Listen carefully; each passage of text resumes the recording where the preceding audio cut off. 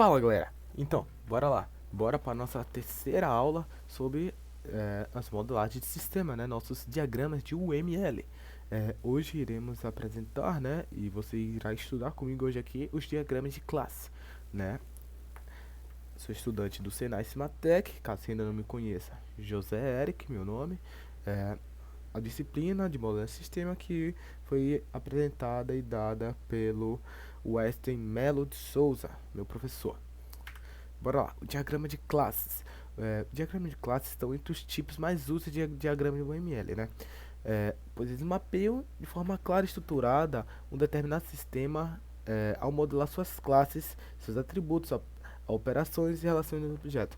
Por exemplo, esse é um dos diagramas mais utilizados pelos programadores antes de meter a mão na massa, né, para codificar, certo? É bastante usado, como eu falei, bastante usado pelos engenheiros de software, né, para documentar a arquitetura de software. E os diagramas de classe são o tipo de diagrama de estrutura porque ele descreve o que deve estar presente no sistema modelado.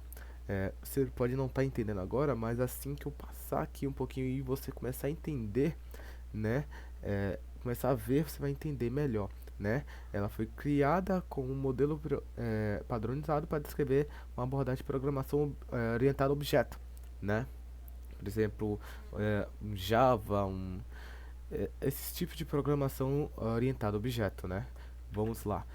O componente básico do diagrama de classe, né, tem a parte superior, tem a parte do meio e a parte inferior. A parte superior contém o nome da classe, a do meio os atributos e inferior as operações, né, as funções da classe. Agora eu vou passar aqui as modificações, logo mais volto aqui para você entender isso daqui, certo? Aqui um exemplo. Animais. O animais é uma classe, a classe animal, certo? Como eu falei aqui, tem a parte do meio, que são os atributos, certo? Aqui está vendo a primeira parte, segunda parte e a terceira parte. Primeira parte, o nome, aqui são os atributos. Cada animal tem o que? Tem um nome. O nome aqui é uma string, certo? Falei isso, você já vê que eles já estão mais ou menos na linguagem que a gente utiliza na programação, né? Nós somos analistas e desenvolvedores de sistema, certo? Aqui o que estava falando de modificadores de acesso, né, público, privado, é exatamente isso daqui, que é a visibilidade da variável, vamos dizer assim, do que a gente está escrevendo. Por exemplo, o nome do animal, ele vai ficar privado. O número, né, de identificação inteiro é um int, a idade é inteiro também. E aqui as funções, a definição, você pode mudar, né, a definição de nome, o animal pode comer, certo? Essas daqui são como falei, são as operações que são basicamente as funções que essa classe pode fazer, certo? Agora venho aqui para as partes de interações, né? Tem hereditariedade, que é o que? Quando o sistema, né, é conhecido basicamente como generalização. Quando o sistema tem uma classe secundária, por exemplo, o veículo ou carro é uma subclasse de veículo. O veículo tem velocidade, passageiro, combustível. O carro leva esses mesmos atributos, né, que foi dito de veículo, mas aí vem o que acrescenta o modelo, a quantidade de portas, que é um int, o modelo é um string, o fabricante é um string, certo? O rádio, por exemplo, você vê aqui, ó, tá tudo aqui com público, né, porque é algo que todo mundo pode ver, pode modificar. Mas o rádio é o que? É algo que somente o usuário do carro vai poder mexer, por estar como privado, como negativo aqui, né? Aqui tem a questão de relacionamento, né? De herança, exatamente o que eu falei. Ele é tipo uma superclasse aqui de animais, do aquele primeiro exemplo.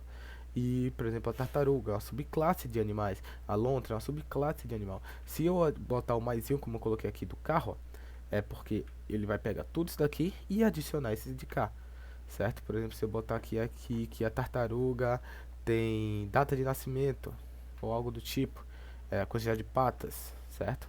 Vai adicionar da classe de animais, vai pegar tudo isso daqui e vai herdar para a tartaruga, mais o que vai ser descrito aqui nessa segunda parte e na parte do meio.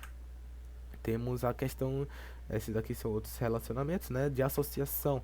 Por exemplo, a lontra, você vê, deixa eu explicar aqui porque eu acabo passando, né? Essa questão de herança utilizada pela setinha, né? E tá vendo quando tem uma linha completa, ela é uma associação que o que?